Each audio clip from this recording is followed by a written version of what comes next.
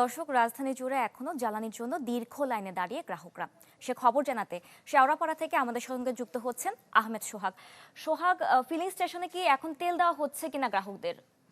বুসরার শেওড়াপাড়ার যে স্টেশনটা এখন আমরা আছি সেখানে সকাল 7টা থেকে তেল দেওয়া শুরু করেছিল এবং গ্রাহকদের মতে মাত্র 1.5 ঘন্টা তেল দিয়ে অথবা 1.5 থেকে 2 ঘন্টার মধ্যে তেল দিয়ে তারা আসলে তেল দেওয়া বন্ধ করে দিয়েছেন। গ্রাহকরা জানিয়েছেন যে এখানে যে পরিমাণ তেল মজুদ ছিল এই স্টেশন থেকে দেওয়ার জন্য তা এখনও পর্যন্ত মজুদ রেখে স্টেশন মালিক আসলে তাদেরকে তেল দেওয়া বন্ধ করেছে, এমনটা তাদের অভিযোগ। তবে এখানে যে আইন শৃঙ্খলা রক্ষাকারী বাহিনীর সদস্যরা রয়েছেন তারা আমাদেরকে জানিয়েছেন যে এই পাম্পে যে পরিমাণ তেল দেওয়ার কথা ছিল এবং যতটুকু তেল ছিল তার পুরোটা দেওয়া হয়েছে, অর্থাৎ তেল শেষ হয়েছে, তাই তারা আসলে তেল দেওয়া বন্ধ করেছেন। এখানে আইন শৃঙ্খলা রক্ষাকারী বাহিনীর সদস্য যারা আছে তারা আমাদেরকে তারা জানিয়েছেন। আর ফিলিং স্টেশন কর্তৃপক্ষ যারা রয়েছেন তাদের কারোর সাথে আমাদের এখনও আসলে কথা বলতে পারিনি আমরা, তারা আসলে কেউ ওখানে সম্মুখে আসছেন, আমরা চেষ্টা করছি তাদের সাথে কথা বলার জন্য।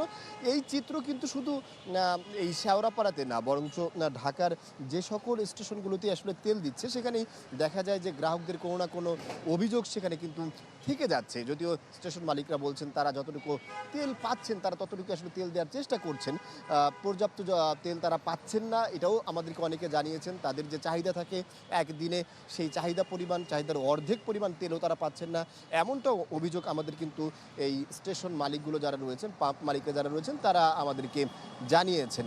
কিছুক্ষণ আগে আমরা তালতলাতে ছিলাম, সেখানে একটি পাম্পে আছে, সেই পাম্পে কিন্তু এখনও তেল দেওয়া শুরুই হয়নি, অথচ ওখানে যে সকল গ্রাহকরা রয়েছেন তারা কিন্তু সেই সকাল থেকে, অর্থাৎ অনেককে আমরা দেখেছি ভোর 5টা 4টা থেকে এখানে অপেক্ষা করছেন। অনেকেই ওই অপেক্ষারতদের মধ্যে অনেকেই এরকম আছেন যারা গতকাল বিকেল 4টায় লাইনে ছিলেন এবং 9:30 যখন ওই পাম্পে তেল দেওয়া শেষ হয়েছে তখন তারা তেল পায়নি, যার ফলে আসলে আবার ঠিক ভোরে এসে তারা আজকে লাইনে দাঁড়িয়েছেন তেল নেওয়ার জন্য। অর্থাৎ এই চিত্রটাই কিন্তু এখন দেখা যাচ্ছে। মধ্যপ্রাচ্যে যুদ্ধ পরিস্থিতির কারণে যে তেল সংকট সৃষ্টি হয়েছে তার প্রভাব বাংলাদেশে প্রায় ঢাকা সহ প্রায় প্রত্যেকটি জেলার তেল পাম্পগুলোতে দেখা যাচ্ছে। বুশরা। সোহাগ, আপনাকে ধন্যবাদ। দর্শক, ঢাকার খবর জানছিলাম, এবার ঢাকার বাইরে জ্বালানি তেলের খবর জানবো। রাজবাড়ী থেকে যুক্ত হচ্ছেন সুমন ভৌমিক। সুমন, রাজবাড়ির পাম্পগুলোর কি পরিস্থিতি? তেলের কি পর্যাপ্ত যোগান আছে কিনা? প্রথমেই বলি যে যে পরিমাণ এই তেল ফিলিং স্টেশনগুলোতে তেলের চাহিদা সেই পরিমাণ তেল আসলে তারা পাচ্ছে না। গতকাল রাজবাড়ীতে যে 10টি ফিলিং স্টেশন 10টি কিন্তু তেলের কারণে সারাদিন বন্ধ ছিল।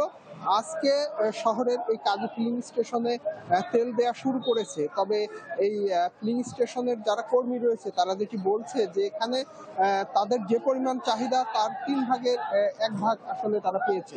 বিশেষ করে ডিজেলের 24 ঘন্টায় তাদের এখানে চাহিদা থাকে 12,000 লিটার, সেখানে তারা 4,500 লিটার পেয়েছে। আমরা যেটি দেখছি যেখানে কিন্তু কৃষক, একেবারে গ্রাম অঞ্চল থেকে কৃষক এই পাত্র নিয়ে তেলের জন্য এসে লাইনে অপেক্ষা করছে সেই ভোর থেকে, এবং দীর্ঘ সময় তাদের যে দাবি এই মুহূর্তে বোরো আবাদ পাশাপাশি পাটের জমিতে তাদের সেচ দেওয়া খুবই জরুরি। তারা কিন্তু সে পর্যাপ্ত তেল না পেয়ে সেই সেচ ব্যাহত হচ্ছে, ফসলি জমি কিন্তু নষ্ট হচ্ছে।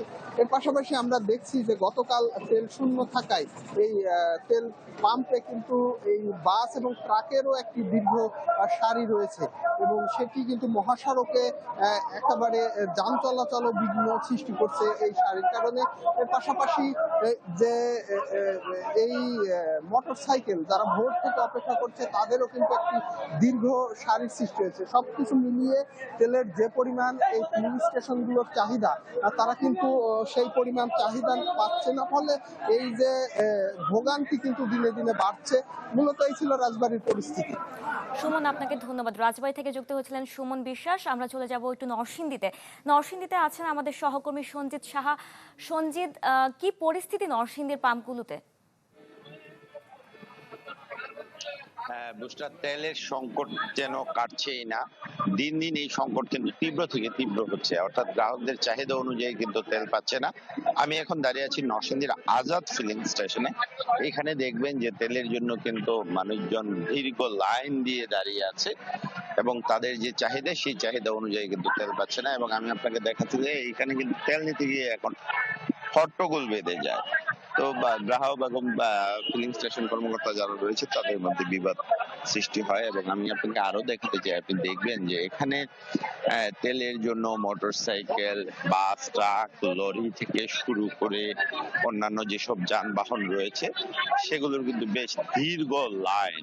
এখানে দেখবেন যে পুরো রাস্তাটাতে জটলা পাকিয়ে গেছে। তো মানুষজন কিন্তু দীর্ঘ সময় অর্থাৎ সকাল থেকে তারা কিন্তু তেল নেওয়ার জন্য এখানে অপেক্ষা করছে। এবং এখানে যারা জানিয়েছে তারা ভোর সকাল থেকে তেলের জন্য লাইনে দাঁড়িয়েছে, এখন পর্যন্ত কিন্তু তারা তেল পায়নি। এবং পাম্প কর্তৃপক্ষ যারা রয়েছে তাদের সাথে আমার কথা হয়েছে, তারা যে বিষয়টি বলছে যে আসলে গত 2 দিন তারা এই পাম্পটিতে তেল পায়নি, সে কারণে তেল এখানে সরবরাহ বা বিক্রি বন্ধ ছিল।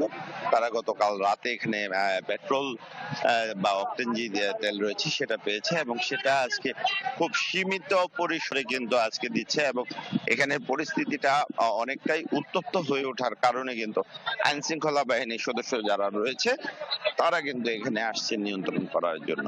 তো তেলের সংকট যদি না কমে এই প্রভাব কিন্তু ইতিমধ্যেই অন্যান্য দ্রব্যমূল্যের উপর পড়তে শুরু করেছে। এই ছিল সর্বশেষ অবস্থা। বুশরা। সঞ্জিত, আপনাকে ধন্যবাদ।